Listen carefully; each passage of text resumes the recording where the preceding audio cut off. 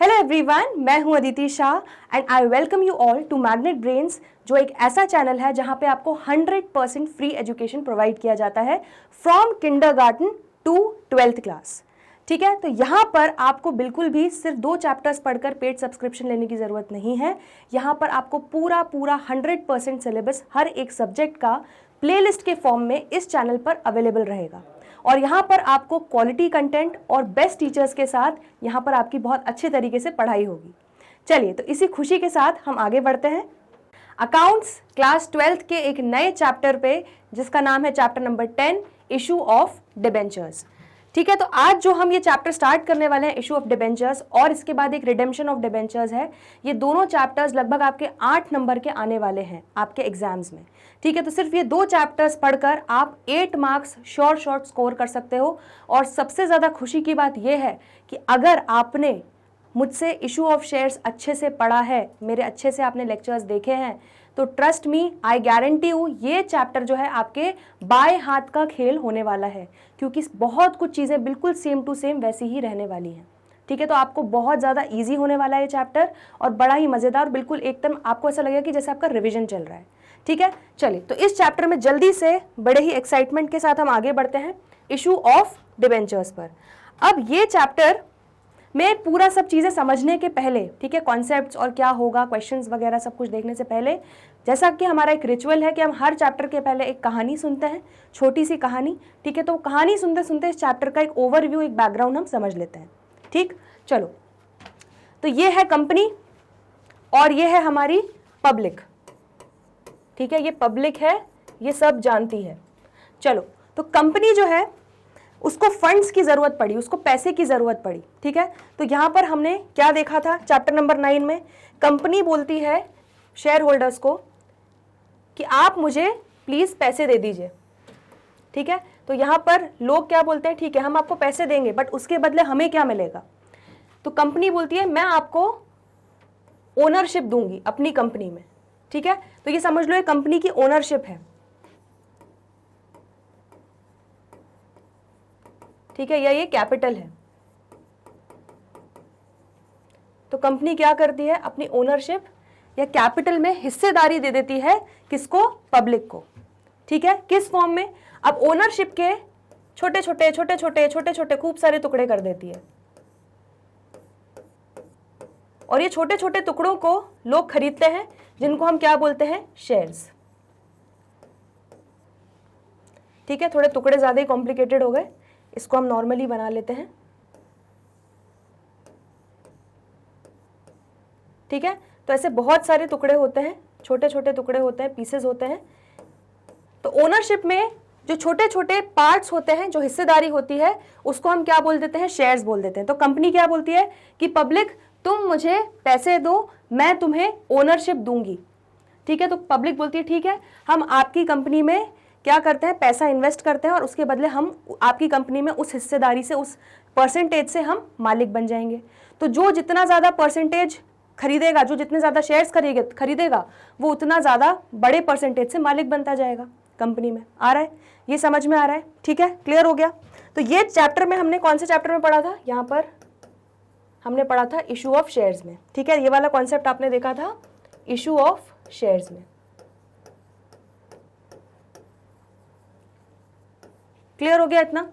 तो basically issue of shares में क्या हो रहा होता है कि पब्लिक पैसा दे रही होती है, पब्लिक फंड्स दे रही होती है कंपनी को, और उसके बदले में कंपनी क्या दे रही होती है, ओनरशिप राइट्स दे रही होती है, कैपिटल में हिस्सेदारी दे रही होती है लोगों को। ठीक है, तो बेसिकली पब्लिक यहाँ पर मालिक बन जाती है। क्लियर हो गया इतना। चलो, अब बढ़ते हैं आज जो हमारा मेन चैप्टर है, इशू ऑफ डिबेंचर्स। तो अब डिबेंचर्स क्या होता है। ठीक है, यहीं पर अब कंपनी को सपोज और फंड्स की जरूरत पड़ी, लेकिन कंपनी अभी अपनी ओनरशिप को और फर्दर डिवाइड नहीं करना चाहती है। ठीक है, और अपनी ओनरशिप को लोगों में नहीं बांटना चाहती है, डाइल्यूट नहीं करना चाहती है। तो कंपनी ने दूसरा तरीका निकाला। कंपनी ने पब्लिक से बोला कि हे पब्लिक, मुझे पैसों की ज़रूरत है, तो मुझे तुम लोन दे दो। ठीक है, तो पब्लिक ने बोला ठीक है, हम आपको क्या दे देते हैं, लोन दे देते हैं। तो कंपनी ने बोला कि मुझे 1 करोड़ का लोन चाहिए, 1 करोड़ का लोन चाहिए। ठीक है, अब कंपनी यही 1 करोड़ अगर सिर्फ एक इंसान से ले लेगी तो वो इंसान का एक बहुत बड़े एक इम्पैक्ट हो जाएगा वो डिसीजन मेकिंग में, क्योंकि उसने 1 करोड़ रुपए डाला है कंपनी में, तो वो उसके डिसीजन मेकिंग में इंटरफेयर करेगा। ठीक है, छोटी छोटी बातों पे वो दिक्कतें कर सकता है। तो क्या करती है कंपनी अपने जिस तरह से उसने ओनरशिप को टुकड़ों में बांटा है, उसी तरह से वो अपने लोन को भी टुकड़ों में बांट देती है। ठीक है, छोटे छोटे हिस्सों में। तो बिल्कुल ऐसा समझ लो, ये पूरा 1 करोड़ का लोन है, तो उसको वो छोटे छोटे पीसेस में डिवाइड कर देती है। ठीक है, ये छोटे छोटे पीसेस में डिवाइड कर देती है, और क्या करते हैं, इन टुकड़ों को लोग खरीद लेते हैं। आ रहा है समझ में, क्लियर हो रहा है? तो यहां पर क्या हो रहा था, इशू ऑफ शेयर्स में कंपनी फंड्स दे रही है, उसके बदले में क्या मिल रहा है, ओनरशिप मिल रही है। अब यहां पर कंपनी क्या कर रही है, पब्लिक जो है वो कंपनी को लोन दे रही है। ठीक है, पैसा यहां भी दे रही है, लेकिन वो लोन के फॉर्म में दे रही है। और कंपनी क्या करती है, कंपनी उसके बदले में उनको एक डॉक्यूमेंट, एक सर्टिफिकेट आप कह सकते हो, या एक डॉक्यूमेंट कह सकते हो, जिसपे वो प्रॉमिस करती है कि हम आपको 5 इयर्स में सपोज 1 करोड़ पे बैक कर देंगे। ठीक है, रीपे कर देंगे। तो अब लोग बोलेंगे कि ठीक है, हम आपको 1 करोड़ लोन दे रहे हैं और उसके बदले में आप हमको 5 साल में आप 1 करोड़ वापस करने का प्रॉमिस कर रहे हो। ठीक है, ऐसा आप हमें डॉक्यूमेंट दे रहे हो। ठीक है, लेकिन इसमें हमारा क्या फ़ायदा, ये इस कागज़ के टुकड़े से हमारा क्या फ़ायदा, हमने आपको 1 करोड़ दिया, 5 साल बाद हमें 1 करोड़ रुपए मिल जाएगा। ठीक है, तो कंपनी बोलेगी आपका ये फ़ायदा है कि हम आपको क्या देंगे, इंटरेस्ट देंगे। ठीक है, तो यहाँ पर कंपनी क्या हो जाएगी, यहाँ पर पब्लिक को बोलेगी आप मुझे लोन दो, मैं आपको इंटरेस्ट दूंगी, कंपनी ये बोल देगी। ठीक है, तो यहाँ पर फिक्स्ड रेट से कंपनी क्या करती है, इंटरेस्ट देती है। आ रहा है समझ में, इतना समझ में आई, ये कहानी समझ में आई? तो आपको ये क्लियर होना जरूरी है कि इशू ऑफ शेयर्स क्या होता है और इशू ऑफ डिबेंचर्स क्या होता है। तो जो ये कागज का टुकड़ा है, ठीक है, जो ये सर्टिफिकेट है, जो ये डॉक्यूमेंट है, जो कंपनी इशू करती जाती है, पब्लिक यहाँ पर खरीदती जा रही है कंपनी से। ठीक है, लोन देती जा रही है, उसके बदले में उसको कागज का टुकड़ा देती जा रही है। ठीक है, तो ये लोन में हिस्सेदारी हो रही है बेसिकली यहाँ पे, और यहाँ पर ओनरशिप में हिस्सेदारी हो रही थी। समझ में आ रहा है, क्लियर हो रहा है इतना? तो यहाँ पर ये जो कागज का टुकड़ा है, इसी को हम क्या बोल देते हैं, डिबेंचर। डिबेंचर मतलब, डिबेंचर में आपका शुरू में क्या आ रहा है, डेट, DEBT। डेट मतलब क्या होता है, बोरोइंग, उधारी। तो बस नाम में ही आंसर छुपा है। यहाँ पर क्या हो रहा है कि लोग जो है वो क्या दे रहे हैं, कंपनी को डेट दे रहे हैं, एक तरीके से लोन दे रहे हैं, बोरोइंग दे रहे हैं। ठीक है, और कंपनी उसके बदले में उनको क्या पे कर रही है, जैसे लोन पे बैंक को इंटरेस्ट पे करती है, उसी तरह यहाँ पर लोगों को इंटरेस्ट पे कर रही है। समझ में आ रहा है, बिल्कुल फिक्स्ड रेट से इंटरेस्ट पे करती है। तो इसको हम क्या बोल देते हैं, इशू ऑफ डिबेंचर्स।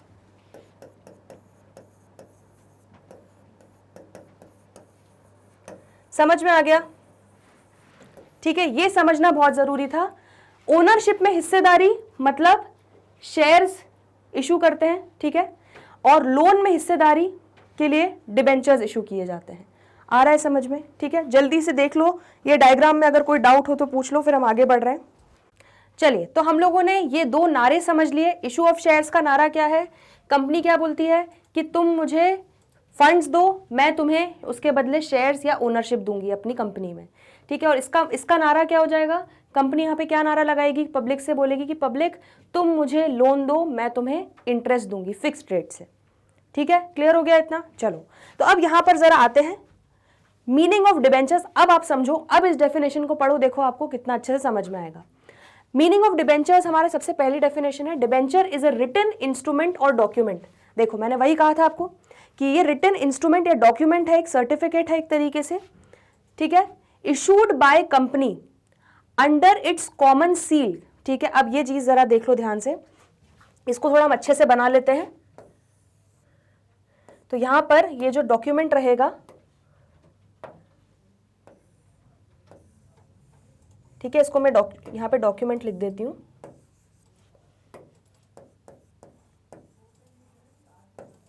ठीक है, ये एक रिटन डॉक्यूमेंट है जिसपे कंपनी क्या बोलती है कि मैंने आपसे 1 करोड़ का लोन लिया है, ठीक है, और मैं आपको 5 इयर्स में पे कर दूंगी। ठीक है, तो 5 इयर्स में लोन पे कर दूंगी, प्लस आपका हर साल इंटरेस्ट भी दूंगी, जो भी फिक्स रेट जो भी डिसाइड हुआ होगा उस पर। ठीक है, तो interest rate at the rate suppose यहाँ पे 12% हुआ, ठीक है। और इस डॉक्यूमेंट पे इसको ऑथराइज करने के लिए कंपनी क्या कर देती है, अपना ठप्पा लगा देती है, ठीक है, अपना सील लगा देती है। आया समझ में? तो कंपनी खुद तो सिग्नेचर कर नहीं सकती, तो कंपनी का एक कॉमन सील हमने पढ़ा था जब कंपनी की बेसिक डेफिनेशन पढ़ी थी, तो कंपनी का साइन होता है, सिग्नेचर होता है, कॉमन सील अगर लगी है तो हम मानते हैं कि कंपनी ने साइन कर दिया, ठीक है। तो उस डॉक्यूमेंट पे कंपनी के कॉमन सील, कंपनी का ठप्पा भी लगा हुआ होता है, ठीक है। तो under its common seal acknowledging its borrowing debt having terms of repayment of principal and payment of interest usually half yearly at a specified fixed rate, ठीक है। अब इस डेफिनेशन को थोड़ा सा टुकड़ों में पढ़ो, सारी बातें समझ में आ जाएंगी। डिबेंचर क्या है, एक रिटन इंस्ट्रूमेंट या डॉक्यूमेंट, ये हमने देखा, ये एक रिटन इंस्ट्रूमेंट है, डॉक्यूमेंट है, ठीक है, जिसपे कंपनी क्या बोलती है, अपनी कॉमन सील के अंडर, ठीक है, उस पर अपना ठप्पा लगा के, कॉमन सील लगा के एक्नॉलेज करती है कि उसने कितना कितना लोन लिया है, ठीक है, उस लोन को वो कितने सालों में रीपे कर देगी, प्लस उस पर कितना इंटरेस्ट रेट देगी, ठीक है, कब कब देगी।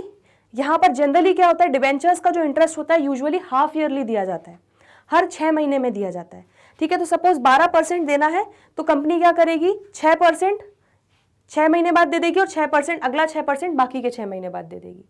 आ रहा है समझ में? क्लियर हो गया? तो यहाँ पर fix rate of interest, fix rate से कंपनी हर साल इंटरेस्ट देगी, जैसे फर्स्ट ईयर हो गया, second year, third year, fourth year और ये हो जाएगा 5th ईयर, ठीक है। तो 5 साल तक कंपनी क्या करेगी, 12% इंटरेस्ट देती जाएगी।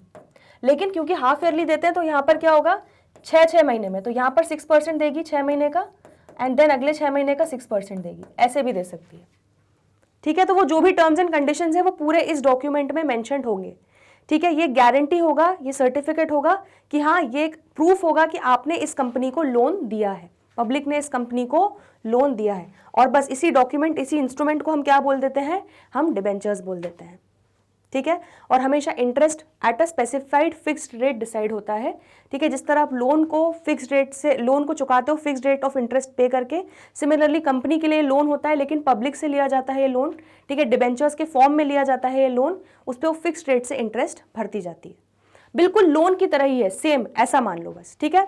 और डिबेंचर क्या हो जाएगा, ये इंस्ट्रूमेंट, और जिन लोगों ने डिबेंचर को खरीदा है, जिन लोगों ने कंपनी को लोन दिया है, वो क्या हो जाएंगे, डिबेंचर होल्डर, ठीक है। तो पब्लिक में जिसने शेयर्स खरीदे हैं उनको हम क्या बोलते हैं, share holder of the company.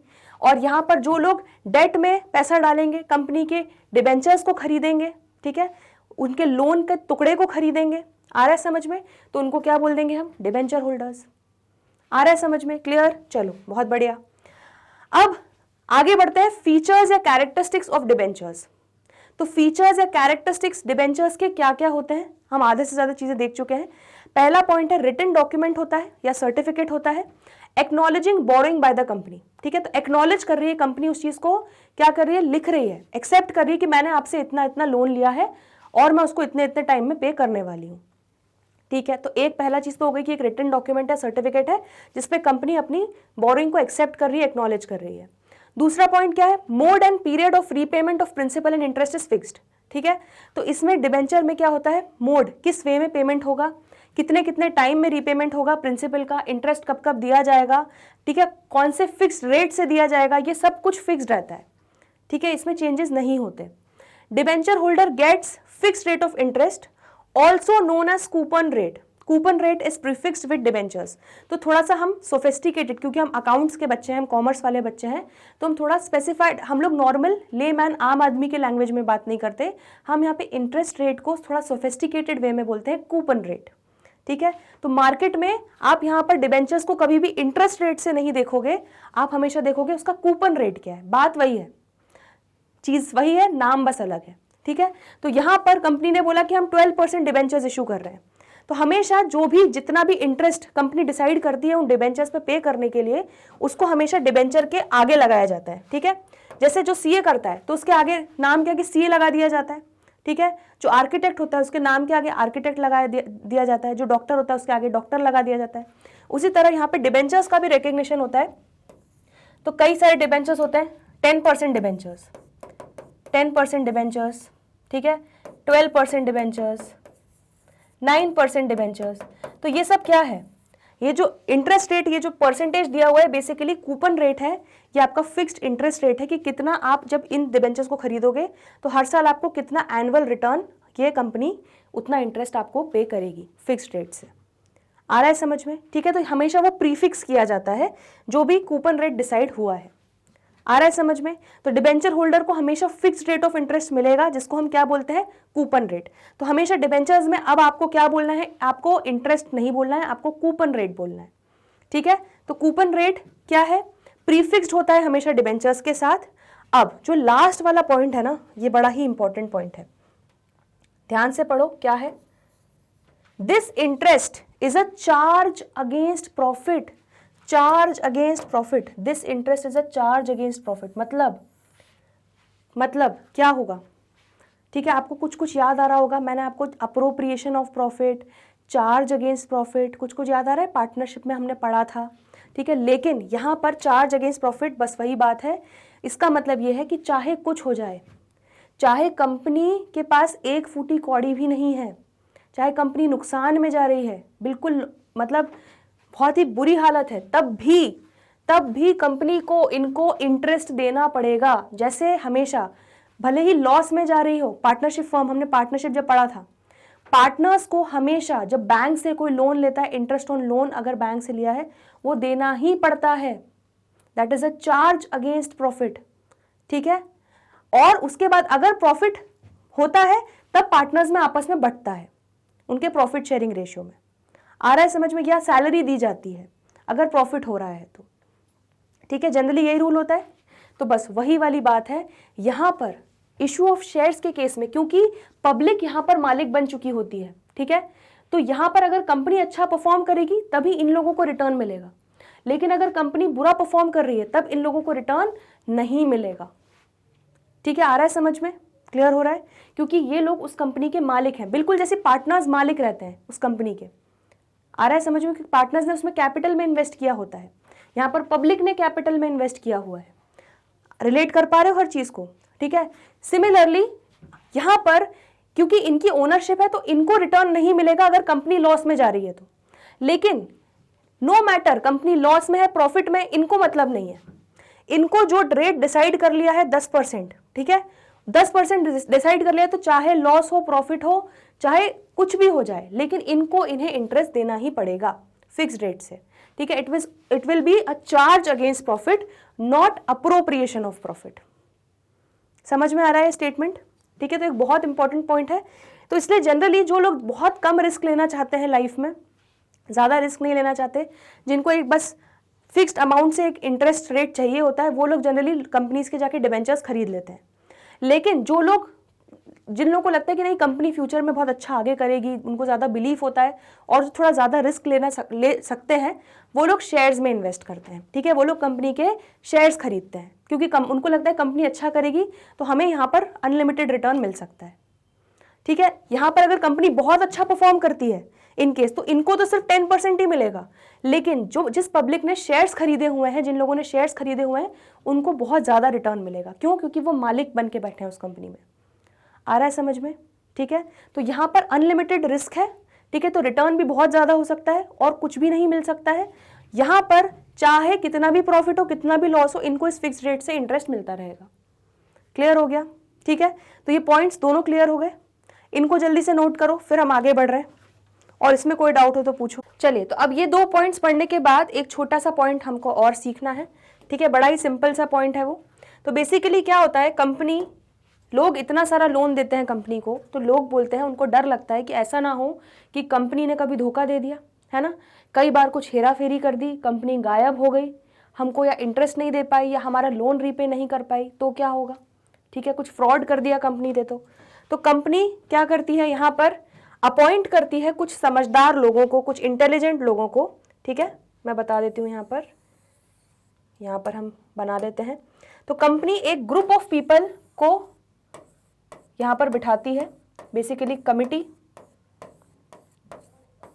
ठीक है, वो कमिटी क्या होती है, बेसिकली वो इस पब्लिक के लिए क्या होते हैं, इस पब्लिक के भरोसेमंद व्यक्ति होते हैं जिन पर पब्लिक भरोसा कर सकती है, जो उनकी इंटरेस्ट, उनके राइट्स, उनके हितों की रक्षा करते हैं।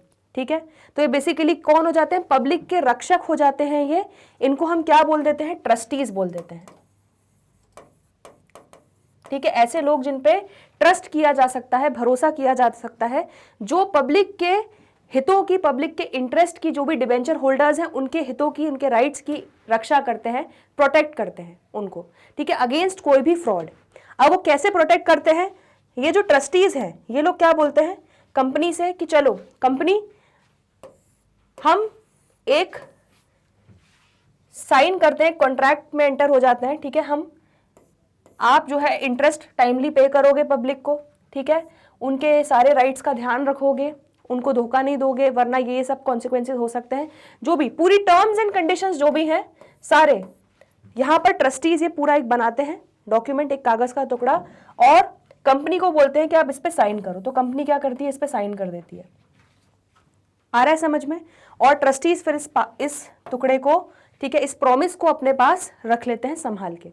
तो अब अगर कंपनी ने कुछ भी फ्रॉड किया, कुछ भी नाटक किया, तो अब ट्रस्टीज फिर किसकी कॉलर पकड़ेंगे, कंपनी की कॉलर पकड़ेंगे, क्योंकि कंपनी ने यहाँ पे खुद साइन किया है कि वो यहाँ पर ये सारी चीजें टाइमली सब इंटरेस्ट देगी, अपना प्रिंसिपल रीपे करेगी, जो भी XYZ टर्म्स एंड कंडीशंस है उस पर कंपनी ने प्रॉमिस किया है, अपना साइन किया है। आ रहा है समझ में? ठीक है, तो ये टर्म्स सीख लिया आपने। ये क्या हो जाएगा, जो लोग हैं जो इनके हितों की रक्षा कर रहे हैं, राइट्स को प्रोटेक्ट कर रहे हैं इनके, ठीक है, इनके इंटरेस्ट को प्रोटेक्ट कर रहे हैं, उन लोगों को क्या बोलते हैं हम, ट्रस्टीज बोलते हैं। ठीक है, और ये जो एक साइन किया हुआ डॉक्यूमेंट है जिसपे उन्होंने कंपनी से साइन करवा लिया है सारे टर्म्स एंड कंडीशंस पे, जिससे इनके राइट्स को प्रोटेक्ट किया जाए, इसको हम क्या बोल देते हैं, ये हो जाती है आपकी डिबेंचर ट्रस्ट डीड। विश्वास का कागज है ये बेसिकली, ठीक है, विश्वास की डीड है, तो डिबेंचर ट्रस्ट डीड। ठीक है, नाम में ही आप आंसर, उसको नाम को पढ़ के आप आंसर समझ सकते हो क्या होगा, ये समझ में आ रहा है?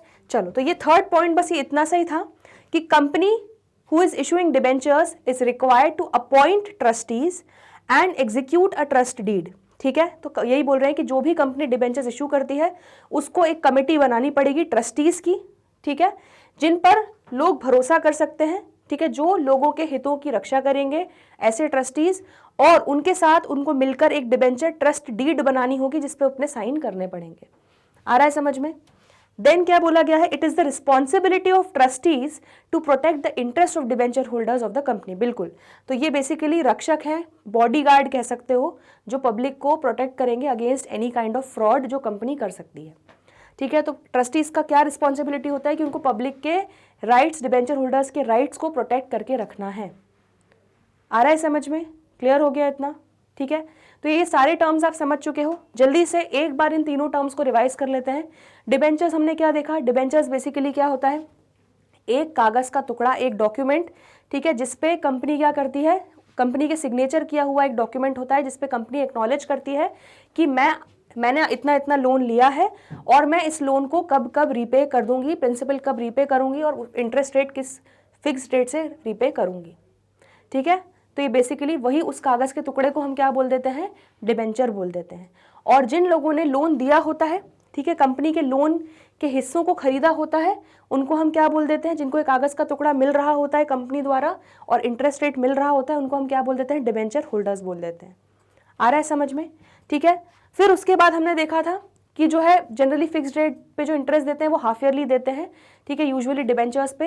तो जैसे 12% अगर पर एनम का इंटरेस्ट रेट डिसाइड हुआ है तो 6-6 महीने में 6-6% के हिसाब से लोगों को, डिबेंचर होल्डर्स को इंटरेस्ट मिलता जाएगा। ठीक है, हमने फिर कुछ फीचर्स देखे थे कि रिटन डॉक्यूमेंट होता है, सर्टिफिकेट होता है, जिसमें डिबेंचर क्या होता है, रिटन डॉक्यूमेंट है, सर्टिफिकेट होता है जिसमें कंपनी एक्नॉलेज करती है कि उसने बोरोइंग ली है, लोन लिया है, और mode and period of repayment of principal and interest fixed होता है, और डिबेंचर होल्डर को fixed rate of interest rate से इंटरेस्ट मिलता है। उस इंटरेस्ट रेट को हम यहाँ पर क्या बोलेंगे, कूपन रेट बोलेंगे। ठीक है, तो हम थोड़ा मार्केट की जो लैंग्वेज है उसमें हम बात करेंगे कि यहाँ पर हम इंटरेस्ट रेट को इंटरेस्ट रेट नहीं कूपन रेट बोलेंगे। और हर कूपन रेट जो है, जो भी डिबेंचर जिस कैटेगरी का होता है उसका कूपन रेट जो रिलेटेड होता है वो उसके आगे प्रीफिक्स किया जाता है। ठीक है, तो 10% डिबेंचर, 12% डिबेंचर मतलब क्या कि 10% से fixed rate of interest coupon rate देने वाले हैं।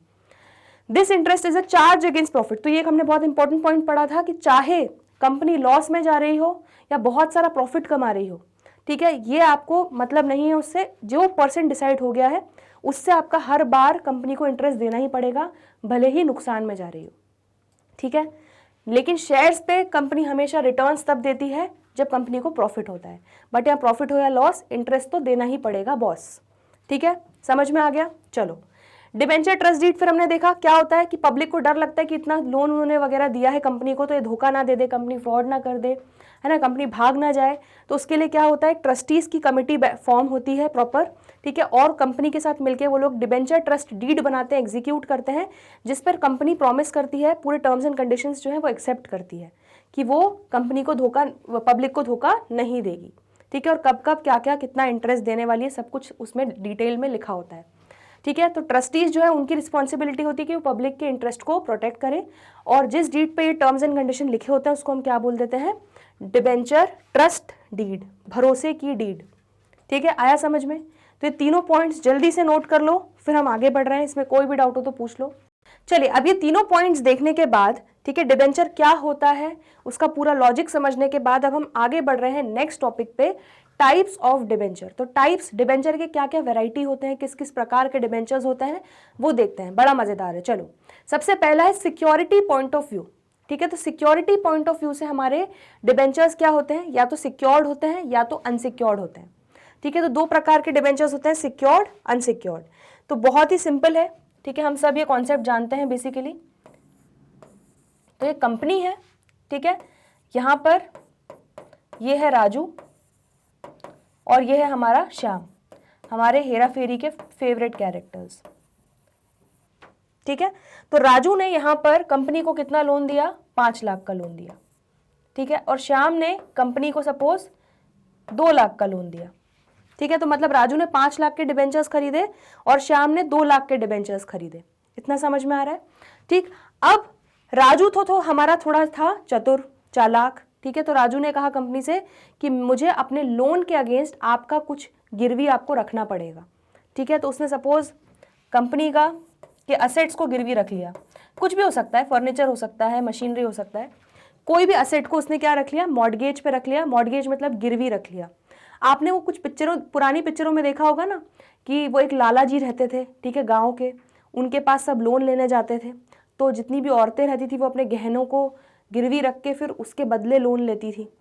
ठीक है, याद आ रहा है। तो बस वही वाला चीज है यहाँ पर।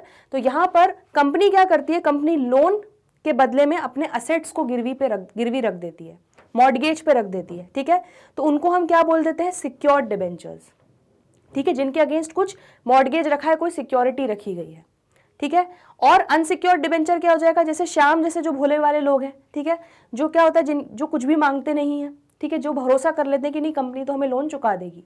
ठीक है, तो ऐसे डिबेंचर्स को हम क्या बोल देते हैं, अनसिक्योर्ड, जिसके अगेंस्ट कुछ भी कंपनी ने गिरवी नहीं रखा है। सिंपल।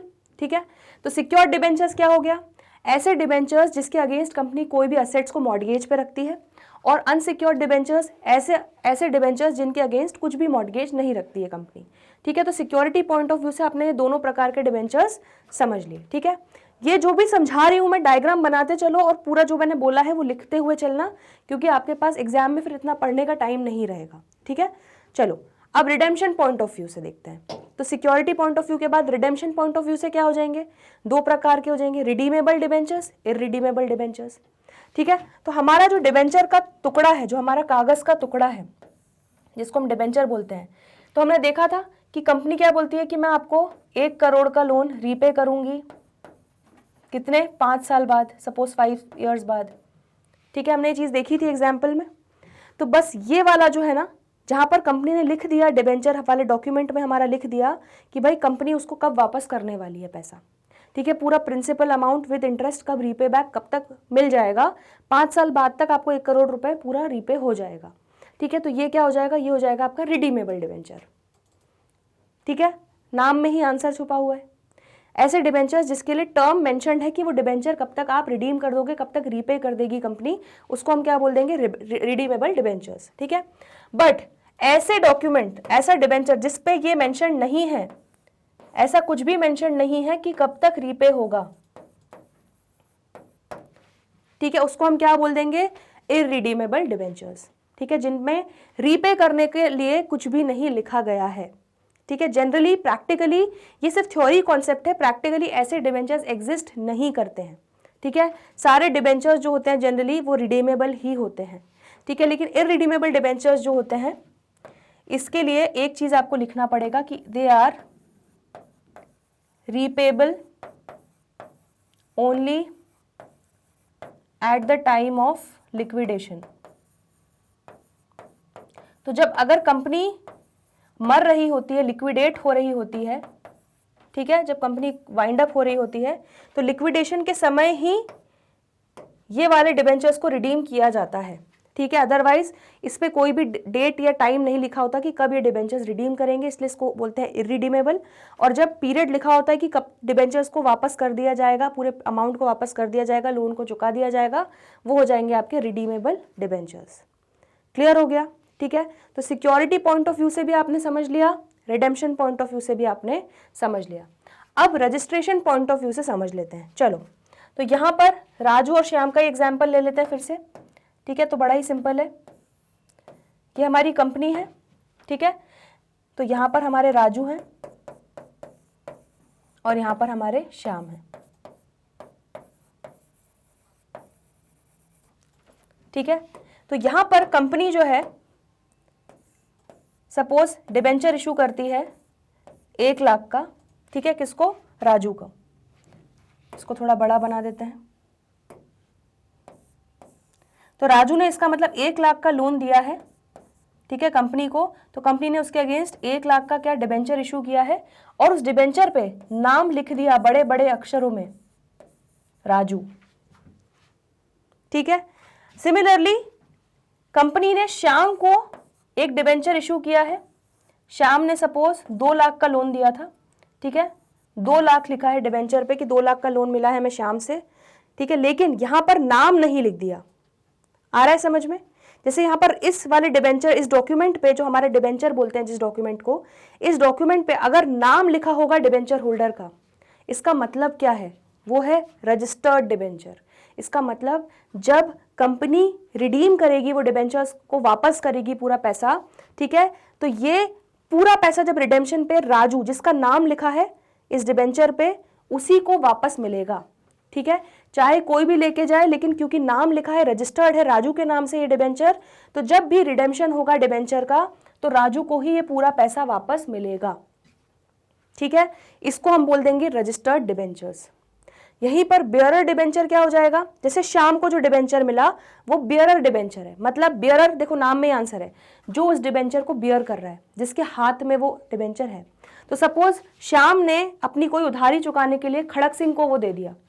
ठीक है, जो उसके लिए उधारी के पीछे पड़ा हुआ था, उसने खड़क सिंह को डिबेंचर दे दिया। ठीक है, अब खड़क सिंह ने किसको दे दिया? बाबू भैया को दे दिया। ठीक है, तो अब जब डिबेंचर रिडीम हो रहे हैं तब बाबू भैया ये टुकड़ा लेकर पहुंच गए कंपनी के पास, तो जो टुकड़ा लेकर पहुंचेगा उसको पैसा मिल जाएगा। ठीक है, इसलिए उसको हम क्या बोल देते हैं? बियरर डिबेंचर, क्योंकि इस पे नाम नहीं लिखा। आ रहा है समझ में? तो जिस डिबेंचर पे, जिस कागज के टुकड़े पे नाम लिखा होगा, ठीक है, और रिडेम्पशन के टाइम उसी नाम वाले इंसान को मिलेगा, उसको हम बोल देंगे रजिस्टर्ड डिबेंचर। और जिस कागज के टुकड़े पे, जिस डिबेंचर के टुकड़े पे कोई भी नाम नहीं लिखा होगा, जो रिडेम्पशन के टाइम पे जो उस जिसके हाथ में वो कागज का टुकड़ा होगा, उसी को पैसा मिल जाएगा। जैसे आपने चेक देखा होगा, हम अकाउंट पे ही चेक कर देते हैं कई बार, है ना? तो अकाउंट पे ही में क्या होता है, जिसके अकाउंट का है वो चेक उसी को जाएगा। ठीक है, अकाउंट पे ही चेक में। लेकिन जो नॉर्मल चेक होता है वो जो जिसके हाथ में वो चेक लग गया वो बैंक से इनकैश करा सकता है। बस वही वाला डिफरेंस है यहाँ पर रजिस्टर्ड डिबेंचर में और बियरर डिबेंचर्स में। क्लियर हो गया? तो ये रजिस्ट्रेशन पॉइंट ऑफ व्यू से आपके 2 डिबेंचर्स हो गए। अब आ जाते हैं कन्वर्टेबिलिटी पॉइंट ऑफ व्यू से। तो बड़ा ही सिंपल है, कन्वर्टेबल डिबेंचर होंगे या नॉन कन्वर्टेबल डिबेंचर होंगे। तो कन्वर्टेबल डिबेंचर क्या हो जाएगा? ऐसे डिबेंचर्स जिनको कन्वर्ट किया जा सकता है शेयर्स में। ठीक है, चाहे वो इक्विटी हो, प्रेफरेंस हो, या कोई भी अलग तरह के डिबेंचर के कूपन रेट में। ठीक है, अलग कूपन रेट वाले डिबेंचर्स में भी कन्वर्ट कर सकते हो, उनको हम क्या बोलेंगे? Convertible debentures. और जिनको कन्वर्ट नहीं कर सकते उनको क्या बोल देंगे? Non convertible debentures. तो कई बार कंपनी ऐसे भी डिबेंचर्स इशू करती है कि आप उन डिबेंचर्स के बदले हमसे ये शेयर्स ले लो, इतने शेयर्स ले लो। ठीक है, वो कन्वर्ट कर सकते हो उन डिबेंचर्स को, उनका रूप बदल सकते हो, ठीक है, तो उनको क्या बोल देंगे, कन्वर्टेबल डिबेंचर्स। आया समझ में? चलो जल्दी से रिवाइज करेंगे। टाइप्स ऑफ डिबेंचर्स में हमने देखा सिक्योरिटी पॉइंट ऑफ व्यू से, secured debenture, unsecured debenture. Secured में क्या होता है, जब डिबेंचर होल्डर्स को क्या कंपनी मॉर्गेज रखती है अपने असेट्स डिबेंचर होल्डर्स के पास में, ठीक है, उनके लोन के अगेंस्ट, जो उन्होंने डिबेंचर्स खरीदे हैं उसके अगेंस्ट, उसको हम बोल देंगे सिक्योर्ड। जो डिबेंचर्स के अगेंस्ट कोई भी मॉर्गेज कंपनी नहीं रखती है, ठीक है, कोई सिक्योरिटी नहीं रखती है, उसको बोल देते हैं unsecured debentures. Redemption point of view से रिडीमेबल डिबेंचर्स, ऐसे डिबेंचर्स जिसमें फिक्स्ड टाइम पीरियड डिसाइडेड होता है कि कब उसको रिडीम कर दिया जाएगा, ठीक है, डेट मेंशन्ड होती है, टाइम मेंशन्ड होता है, उसको हम बोलेंगे रिडीमेबल। इरिडीमेबल जिसमें कोई भी टाइम मेंशन नहीं होता है कि कब कंपनी रीपे करेगी, ठीक है, तो इरिडीमेबल डिबेंचर्स प्रैक्टिकली एग्जिस्ट नहीं करते हैं, ठीक, ये रीपेबल होते हैं only at the time of liquidation. Clear हो गया इतना? चलो then registration point of view में है रजिस्टर्ड डिबेंचर, तो ऐसे डिबेंचर्स जिसपे नाम लिखा है, ठीक है, डिबेंचर होल्डर का नाम लिखा है, तो रिडेम्पशन के समय उसी नाम वाले इंसान को पैसा मिलेगा। बियरर डिबेंचर्स, ऐसे डिबेंचर जिसपे कोई नाम नहीं लिखा है, जिसके हाथ में वो कागज का टुकड़ा होगा, रिडेम्पशन के टाइम उसी को पैसा मिलेगा, ठीक है। कन्वर्टेबल पॉइंट ऑफ व्यू से जो डिबेंचर्स को हम कन्वर्ट कर सकते हैं शेयर्स या डिबेंचर्स में, उनको हम बोल देते हैं कन्वर्टेबल डिबेंचर्स, और जिनको नहीं कन्वर्ट कर सकते हैं उनको बोल देंगे नॉन कन्वर्टेबल डिबेंचर्स। तो चलो जल्दी से नोट कर लो, इसमें भी कोई भी डाउट हो तो पूछ लो। चलिए अब ये सारे टाइप्स ऑफ डिबेंचर देखने के बाद एक हमारा और टाइप होता है, ठीक है, एक और वैरायटी होती है जीरो कूपन बॉन्ड्स या डीप डिस्काउंट बॉन्ड्स, ठीक है। तो बॉन्ड्स का मतलब कुछ नहीं, ये डिबेंचर को ही हम जनरली बाहर के कंट्रीज में जो है बॉन्ड बोला जाता है, तो इसलिए यहाँ पर भी वो जीरो कूपन बॉन्ड्स के नाम से फेमस हो गया, ठीक है। तो जैसे हम यहाँ पे डिबेंचर बोलते हैं वैसे वहां पे बॉन्ड बोलते हैं, तो इसलिए ये एक वैरायटी और आई जीरो कूपन बॉन्ड या डीप डिस्काउंट बॉन्ड। देखो अब इसी में आंसर है, नाम में ही फिर आंसर है, जीरो कूपन बॉन्ड्स। बॉन्ड्स का मतलब क्या है, बॉन्ड्स का मतलब है डिबेंचर, ठीक है, डिबेंचर का ही एक ये भाई है। कूपन का मतलब क्या है, हमने अभी देखा था इंटरेस्ट रेट, ठीक है, और जीरो का मतलब जीरो, तो जीरो इंटरेस्ट रेट वाले डिबेंचर्स, ठीक है, बस यही है जीरो कूपन बॉन्ड। आया समझ में? या उसको हम क्या बोलते हैं, डीप डिस्काउंट बॉन्ड। तो इसका मतलब क्या है, ऐसे डिबेंचर्स, ऐसे बॉन्ड्स जिस पर कोई भी कूपन रेट 0% इंटरेस्ट रेट मिलता है, ठीक है। तो लेकिन इसमें फिर फायदा क्या है, इसलिए इसको क्या बोलते हैं, डीप डिस्काउंट बॉन्ड। इसमें फायदा यह है कि कंपनी क्या बोलती है, कंपनी बोलती है लोगों से कि काम करो, आप मुझे सपोज 80,000 का लोन दो, ठीक है, और मैं 5 इयर्स के बाद आपको 5 लाख रुपए वापस करूंगी, ठीक है। तो यहां पर क्या बोला है, पब्लिक को बोला कि आप 80,000 का मुझे अभी लोन दो और 5 साल बाद मैं आपको 5 लाख रुपए वापस करूंगी, ठीक है। तो यहां पर कोई इंटरेस्ट नहीं दूंगी लेकिन, ठीक है, तो लोग इंटरेस्टेड हो जाते हैं, क्यों, क्योंकि अरे भाई ये तो कितना डिस्काउंट पे मिल रहा है, ठीक है, 5 लाख हमें 5 साल बाद मिलेगा, लेकिन वही चीज को हम आज 80,000 में खरीद पा रहे हैं, ठीक है। एक तरीके से आप ये समझ लो जैसे आपने गोल्ड खरीदा, तो आपने गोल्ड 80,000 का खरीदा, उसकी 5 साल बाद वैल्यू होने वाली है क्या, 5 लाख रुपए। तो बस इसीलिए जनरली लोग जीरो कूपन बॉन्ड्स या डीप डिस्काउंट बॉन्ड्स में इन्वेस्ट करते हैं, ठीक है। भले ही उस पर इंटरेस्ट रेट कुछ नहीं मिल रहा होता है, 0% से इंटरेस्ट रेट मिल रहा होता है, लेकिन क्योंकि डिस्काउंट बहुत ज़्यादा दिया जाता है, ठीक है, तो उससे काफ़ी रिटर्न्स वैसे ही कमा लिए जाते हैं। आ रहा है समझ में, ठीक है। तो इसी तरह 80,000 की लोन दिया लोगों ने और 5 साल बाद उनको रिटर्न कितना मिल रहा है उसके बदले, वो 80,000 कन्वर्ट होकर आपको कितने में मिल रहा है, 5 लाख रुपए में। क्लियर हो गया इतना, ठीक है। तो बस यही आपका जीरो कूपन बॉन्ड या डीप डिस्काउंट बॉन्ड का कॉन्सेप्ट है, बिल्कुल सिंपल सा है, ठीक है। क्लियर हो गया इतना। चलो अब एक पॉइंट और देखना है important, disclosure in balance sheet. तो आप डिबेंचर्स को किस तरह से डिस्क्लोज करोगे, कैसे डिस्क्लोज करोगे बैलेंस शीट में, बहुत ही सिंपल लॉजिक है, ठीक है। अगर डिबेंचर्स को हमने इशू किया है फॉर मोर देन 12 मंथ्स, ठीक है, अगर डिबेंचर्स हमने लंबे समय के लिए इशू किए हैं, ठीक है, जिनको हम बहुत टाइम बाद रिडीम करेंगे, लंबे समय के लिए हमने लोन लिया है, डिबेंचर्स इशू किए हैं, उसको हम क्या बोल देते हैं, लॉन्ग टर्म बोरोइंग्स, ठीक है। तो ये वाले डिबेंचर्स जो है हम कहाँ दिखाएंगे, नॉन करेंट लाइबिलिटी के अंडर लॉन्ग टर्म बोरोइंग्स में दिखाएंगे। आ रहा है समझ में, ठीक है। बैलेंस शीट का फॉर्मेट याद आ रहा है। फिर when debentures are issued for less than 12 months, अब अगर डिबेंचर्स को हमने 12 महीने से कम के लिए इशू किया है, ठीक है, मतलब 1 साल से कम के लिए इशू किया गया है, तो उसको हम क्या बोलेंगे, शॉर्ट टर्म बोरोइंग, क्योंकि वो कम समय की बोरोइंग है, कम समय का लोन है, तो इसलिए शॉर्ट टर्म बोरोइंग बोलेंगे, ठीक है। और उसको हम कहाँ दिखा देंगे, करेंट लाइबिलिटी में, ठीक है। हमने बहुत 11th क्लास में नॉन करेंट लाइबिलिटी क्या होता है, करेंट लाइबिलिटी क्या होता है, सबके बीच में प्रॉपर डिफरेंस देखा है। तो अब आपको समझ में आ रहा होगा पूरा कॉन्सेप्चुअली ये सब चीज़ें क्यों हो रही हैं, ठीक है। तो जो भी लॉन्ग टर्म बेसिस पे डिबेंचर्स इशू किए हैं, मतलब 12 मंथ से ज़्यादा के लिए इशू किए हैं, उनको लॉन्ग टर्म बोरोइंग्स के अंडर दिखाएंगे नॉन करेंट लाइबिलिटीज़ में। और जो हमने डिबेंचर्स इशू किए हैं 12 महीने से कम के लिए, उसको हम दिखाएंगे शॉर्ट टर्म बोरोइंग्स में करेंट लाइबिलिटी के लिए, ठीक है। जल्दी से नोट कर लो, जीरो कूपन बॉन्ड्स, ये भी एक वैरायटी ही होती है बॉन्ड्स की, डिबेंचर्स की, ठीक है। तो इनको हम zero coupon bonds, deep discount bonds को नोट कर लो। एंड डिस्क्लोजर कैसे होगा डिबेंचर्स का बैलेंस शीट में, लॉन्ग टर्म कब दिखाएंगे, लॉन्ग टर्म बोरोइंग्स में कब दिखाएंगे और शॉर्ट टर्म बोरोइंग्स में कब दिखाएंगे, वो हमने देख लिया। चलिए, अब ये सारे कॉन्सेप्ट्स देखने के बाद, अलग अलग टर्म्स को सीखने के बाद, ठीक है, हम बढ़ रहे हैं बड़े ही मज़ेदार चीज़ पर, जिसमें आपको बहुत ही खुशी होने वाली है, ठीक है। वो खुशी क्यों होने वाली है, मैं यहाँ पर कुछ लिख रही हूँ और आप मुझे बताइए कि आपको ये कुछ जाना पहचाना सा लग रहा है क्या।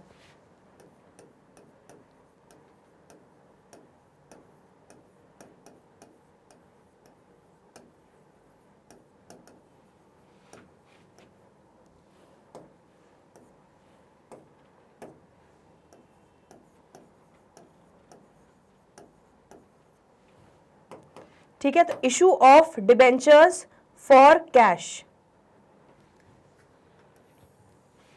अब ये हमारे प्रैक्टिकल प्रॉब्लम से रिलेटेड सारे टॉपिक्स रहेंगे, जो भी हमारे क्वेश्चंस रहेंगे इस चैप्टर से रिलेटेड, ठीक है। तो यहाँ पर मैं लिख देती हूँ, ये सबसे पहला टॉपिक है हमारा जो प्रैक्टिकल प्रॉब्लम से रिलेटेड रहेगा। तो मैं अब कॉन्सेप्ट्स वाले जो थ्योरी टॉपिक्स थे, ठीक है, जो समझने वाले टॉपिक्स थे, वो ये 6 टॉपिक्स थे। उसके बाद हम फर्स्ट टॉपिक से स्टार्ट कर रहे हैं वापस, issue of debentures for cash, ठीक है। तो आपको याद आ रहा होगा, आपने issue of shares for cash आपने चीज़ पढ़ी थी, ठीक है। चलो, तो हमने क्या क्या देखा था, हम यहाँ पर डिबेंचर्स को इशू कर सकते हैं at par, at premium, at discount, ठीक है। इसका मतलब क्या है, अगर 100 रुपए की फेस वैल्यू है, ठीक है, तो उसको हम 100 रुपए में ही इशू कर रहे हैं। 100 रुपए की फेस वैल्यू वाले डिबेंचर को हम 100 रुपए में इशू कर रहे हैं, ठीक है। हम देख रहे थे शेयर्स को एट पार इशू करते थे, तो 100 रुपए की फेस वैल्यू वाले शेयर को 100 रुपए में इशू करते थे। बस सेम वही कॉन्सेप्ट है डिबेंचर्स में भी, एट पार इशू किया है मतलब सेम फेस वैल्यू जितनी थी उतने पे इशू कर दिया। एट प्रीमियम मतलब 100 रुपए की फेस वैल्यू वाले डिबेंचर को हमने प्रीमियम पे इशू किया, मतलब सपोज +20, 20 रुपए के प्रीमियम पे इशू कर दिया, मतलब 100 रुपए वाली फेस वैल्यू वाले डिबेंचर को 120 में इशू कर दिया, ठीक है। एट डिस्काउंट में क्या हो जाएगा, ये शेयर्स में नहीं होता क्योंकि प्रोहिबिशन होता है, शेयर्स को कभी भी आप डिस्काउंट पे इशू नहीं कर सकते। शेयर्स में सिर्फ एट पार और एट प्रीमियम था, लेकिन एट डिस्काउंट जो है वो हमारा डिबेंचर्स में ही हो सकता है। डिस्काउंट हम डिबेंचर्स को ही डिस्काउंट पे इशू कर सकते हैं, ठीक है। तो 100 रुपए वाले डिबेंचर को हम सपोज 30 रुपीज़ में इशू कर रहे हैं, तो -30 का डिस्काउंट दे रहे हैं, ठीक है। आ रहा है समझ में, क्लियर हो गया इतना। तो यहाँ पर हम एक जो सबसे खुशी की बात हमें लिखनी है कि जितनी भी जर्नल एंट्रीज होंगी, ठीक है, जर्नल एंट्रीज, ठीक है, ये हो जाएगा सेम एज शेयर्स, ये भी सेम एज शेयर्स हो जाएगा, और ये हमारा नॉट एप्लीकेबल इन शेयर्स, ये शेयर्स में हमारा एप्लीकेबल ही नहीं है क्योंकि शेयर्स को कभी डिस्काउंट पे इशू नहीं किया जा सकता, ठीक है। लेकिन ये जो एट पार एट प्रीमियम वाली पूरी एंट्रीज, सारी एंट्रीज हमारी बिल्कुल जो हमने इशू ऑफ शेयर्स में जर्नल एंट्रीज सीखी है, बिल्कुल सेम टू सेम वैसा ही होगा, ठीक है। अब यहाँ पर एक पॉइंट है जिसका नाम है नाचो नाचो, ठीक है, ये नाचो नाचो पॉइंट क्या है हमारा? नाचो नाचो पॉइंट ये है कि आपको क्या करना है पता है? आपको सिर्फ रिप्लेस करना है। नाचने वाला पॉइंट है बेसिकली, इसलिए मैंने उसको नाचो नाचो पॉइंट बोल दिया है। ठीक है, तो ये आप पढ़ के नाचने लगोगे। क्यों?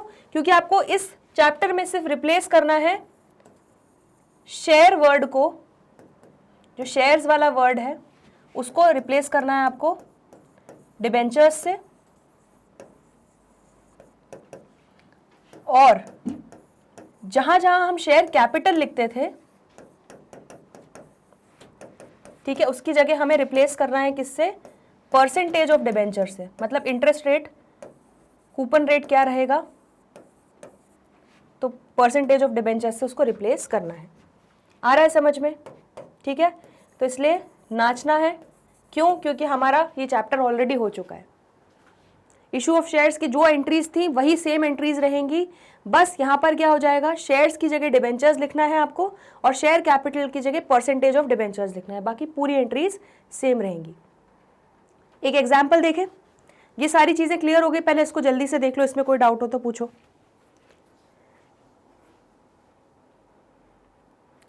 ठीक है, चलो अब जल्दी से एग्जाम्पल देख लेते हैं। छोटा सा एग्जाम्पल देख लेते हैं एक। तो यहां पर सपोज कंपनी ने 1000 डिबेंचर्स इशू किए, 1000 डिबेंचर्स।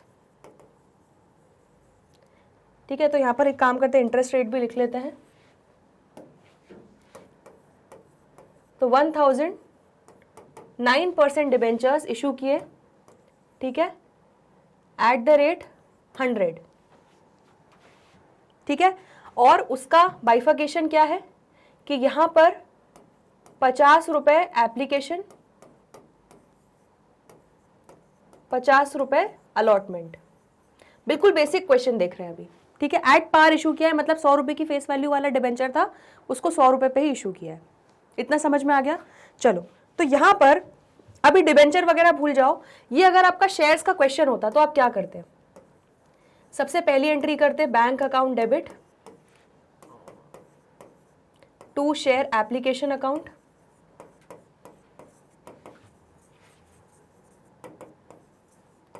ठीक है, फर्स्ट एंट्री आपकी ये हो जाती। ठीक है, कितने से? 1000 इंटू 50, कितना हो जाएगा ये?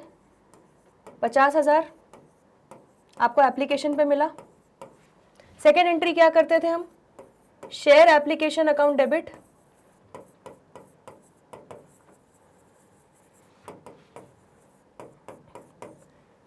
To share capital account.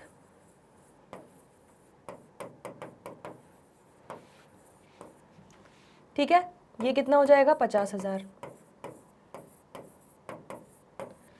Similarly अब इसके बाद कंपनी क्या करेगी? 50 रुपए का अलॉटमेंट ड्यू करेगी, तो शेयर अलॉटमेंट अकाउंट डेबिट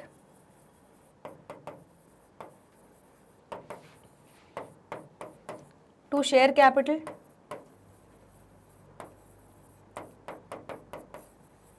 कितना हो जाएगा? 50,000।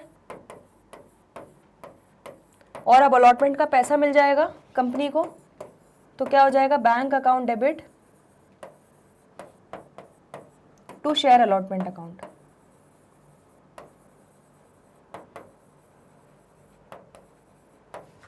ठीक है,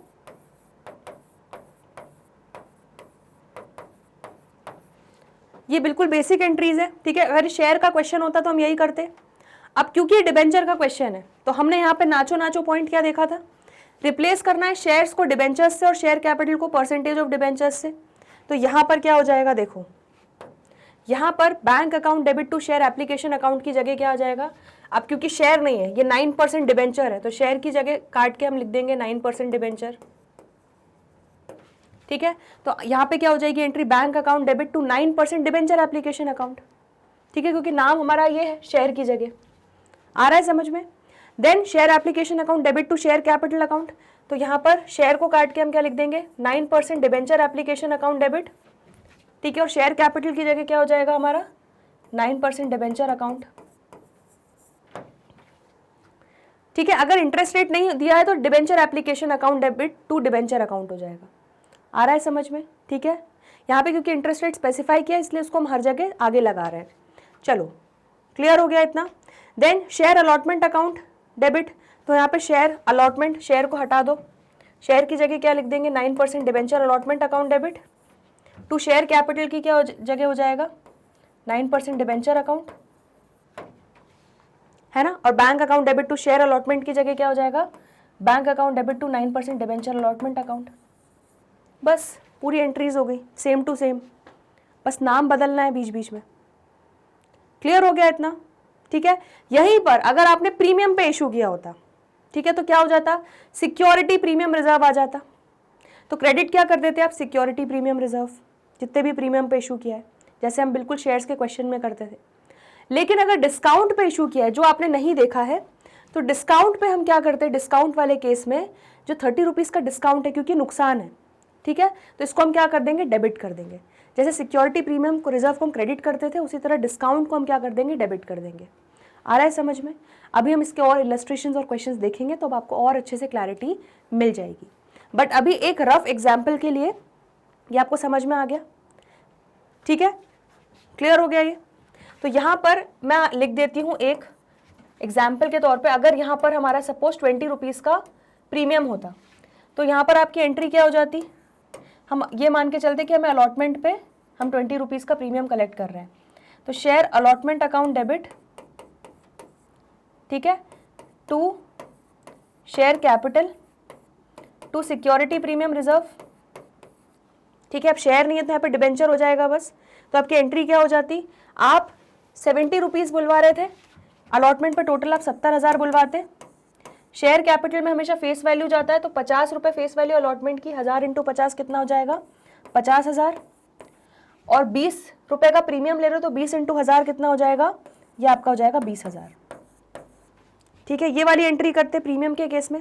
तो यहाँ पे बस शेयर को हटा के क्या कर देना है आपको 9% डिबेंचर, तो 9% debenture allotment account debit 70,000 to यहाँ पर आ जाएगा आपका 9% debenture account 50,000 to security premium reserve 20,000, same to same. अब यहीं पर अगर आपका 20 रुपीज़ की प्रीमियम की जगह 20 रुपीज़ का डिस्काउंट होता, तो अब यहाँ पर आप अज्यूम कर लोगे कि अलॉटमेंट पे ये डिस्काउंट को कंसिडर कर रहे हैं -20 का, ठीक है। तो अब इस केस में क्या होगा, इस केस में बस आपको क्या करना है, सिक्योरिटी प्रीमियम रिजर्व रहेगा नहीं, इस केस में आपका क्या आ जाएगा डिस्काउंट आ जाएगा। तो यहाँ पर क्या आ जाता है शेयर अलॉटमेंट, अब यहाँ पे आ जाएगा 9% डिबेंचर अलॉटमेंट डेबिट 70,000 नहीं आएगा ये, ठीक है। आप टोटल कितना अलॉटमेंट पे आप कितना पैसा ड्यू करोगे सबसे पहले देखो, ये एंट्री आप एक बार देख लो तो आपको डिस्काउंट वाली चीज़ भी क्लियर हो जाएगी। तो 9% इस एंट्री की जगह आप करते हैं 9% डिबेंचर अलॉटमेंट अकाउंट डेबिट, ठीक है। सिक्योरिटी प्रीमियम को हम क्रेडिट करते हैं तो डिस्काउंट हमारा नुकसान है, नुकसान को हमेशा डेबिट करते हैं लॉस को, तो discount on issue of shares को डेबिट करेंगे, इशू ऑफ डिबेंचर्स हो जाएगा, sorry, discount on issue of debentures debit हो जाएगा to 9% debenture account share capital की जगह, ठीक है। चलो तो अब यहाँ पे 9% डिबेंचर पे तो फेस वैल्यू ही आएगी, तो 50 रुपये फेस वैल्यू, 50 × 1000 कितना हो जाएगा 50,000, ठीक है। डिस्काउंट कितना दे रहे हो 20 रुपये का पर डिबेंचर पे, तो कितना हो जाएगा डिस्काउंट 20 × 1000 20,000, ठीक है। तो आपको डिबेंचर अलॉटमेंट पे कितना मिलेगा 30 रुपीज़ मिलेगा, ठीक है। अलॉटमेंट पे लोग आप क्योंकि 20 रुपये का डिस्काउंट दे रहे हो तो लोग आपको 30 रुपये देंगे अलॉटमेंट पर, ठीक है। जैसे आप प्रीमियम को कंसिडर करते थे उसी तरह आपको डिस्काउंट को भी कंसिडर करना है। प्रीमियम पे हम क्या बोलते थे 70 रुपये देंगे अगर +20 होता तो, लेकिन अब -20 है तो हम क्या बोलेंगे कि हमें 30 रुपीज़ मिलेगा अलॉटमेंट पे, तो इसलिए 9% डिबेंचर अलॉटमेंट अकाउंट डेबिट करेंगे 30,000 से, discount on issue of debenture को डेबिट करेंगे 20,000 से, टू 9% डिबेंचर अकाउंट में हमारा जो फेस वैल्यू वाला अमाउंट है दैट इज 50 रुपये × 1000 50,000 चला जाएगा। बस सिंपल है, प्रीमियम में क्रेडिट करना है, discount on issue of debentures में डेबिट करना है। क्लियर हो गया इतना। और सबसे ज़्यादा खुशी की बात क्या है, खुशी की बात यह है कि फॉरफीचर या री इशू ऑफ डिबेंचर्स नहीं होता, ठीक है। तो ये वाला आपको कुछ एंट्रीज जो सबसे ज़्यादा टिपिकल एंट्रीज हुआ करती थी इशू ऑफ शेयर्स में फॉरफीचर और री इशू की, वो सब कुछ नहीं होगा। बहुत बेसिक बहुत सिंपल चैप्टर है, जल्दी से देख लो, इसमें कोई भी डाउट हो तो पूछ लो, ठीक है, इसको नोट कर लो एक बार जल्दी से। Issue of debentures for cash हमने टॉपिक नंबर 1 जो देखा है प्रैक्टिकल क्वेश्चंस के लिए। At par, at premium, at discount आप इशू कर सकते हो, बिल्कुल सेम एज शेयर्स रहेगा, बस डिस्काउंट का भी मैंने आपको बता दिया, डिस्काउंट को हम अलग से एंट्री करते हैं डेबिट। और फिर हमारा एक नाचो नाचो पॉइंट है कि भाई same to same entries issue of shares वाली है, रिप्लेस करना है शेयर्स को डिबेंचर्स से और शेयर कैपिटल को परसेंटेज ऑफ डिबेंचर्स से। तो ये आपको मैंने एक एग्जाम्पल भी सॉल्व करके दिखा दिया। क्लियर हो गया इतना?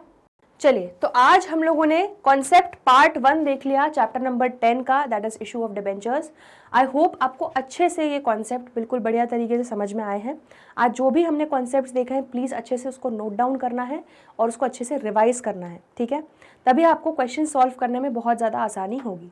चलिए, तो आज के लिए इतना ही। बाकी के जो भी इससे रिलेटेड क्वेश्चंस हैं और जो भी कॉन्सेप्ट्स हैं आगे के, वो हम करेंगे आने वाले अगले लेक्चर्स में।